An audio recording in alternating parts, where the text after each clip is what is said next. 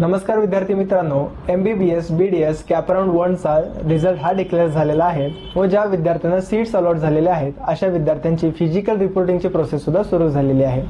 या दरम्यानच ज्या विद्यार्थ्यांना BAMS आणि BHMS च्या काउन्सिलिंग प्रोसेसमध्ये उतरायचं आहे तर अशा विद्यार्थ्यांसाठी चॉईस फिलिंग व रिझल्टचं शेड्यूल हे डिक्लेअर करण्यात आलेलं आहे।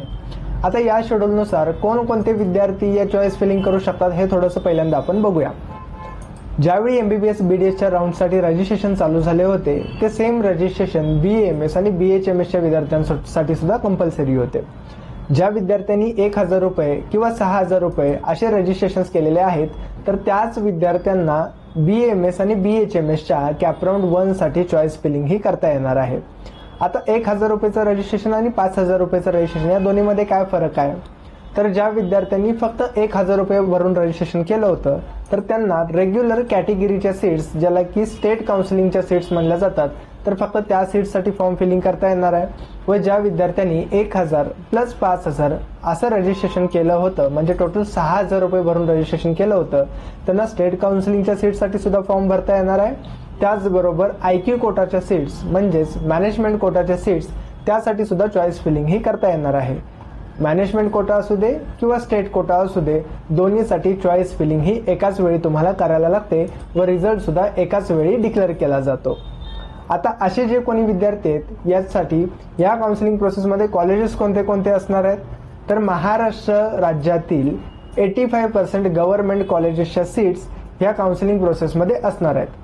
त्याचबरोबर ज्या विद्यार्थ्यांनी फक्त 1000 रुपयाचं रजिस्ट्रेशन केलं होतं व प्रायव्हेट कॉलेजेसला फॉर्म भरायचा आहे तर प्रायव्हेट कॉलेजेसच्या 70% सीट्स 1000 रुपयाचं रजिस्ट्रेशन केलेल्या मुलांसाठी असणार आहेत व ज्या विद्यार्थ्यांनी 6000 रुपयाचं रजिस्ट्रेशन केलं होतं त्यांच्यासाठी 70% स्टेटच्या सीट्स प्लस 15% मॅनेजमेंट कोटाच्या सीट्स अशा 85% सीट्ससाठी या मुलांना फॉर्म भरता येणार आहे। आता यामध्ये बऱ्याच मुलांना कन्फ्युजन असते की अजून एक 15% ऑल इंडिया कोटा असतो प्रायव्हेट कॉलेजेससाठी।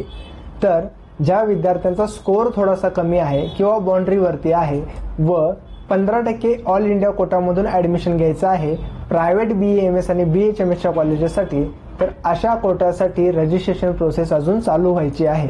ज्या विद्यार्थ्यांनी स्टेट काउन्सिलिंगसाठी रजिस्ट्रेशन केलेलं नाही पण तरीही BAMS आणि BHMSच्या पहिल्या राऊंडमध्ये उतरायचं आहे तर असे विद्यार्थी 15% ऑल इंडिया काउन्सिलिंगमध्ये जाऊ शकतात व त्याची काउन्सिलिंग प्रोसेस रजिस्ट्रेशन प्रोसेस ही अजून चालू व्हायची आहे।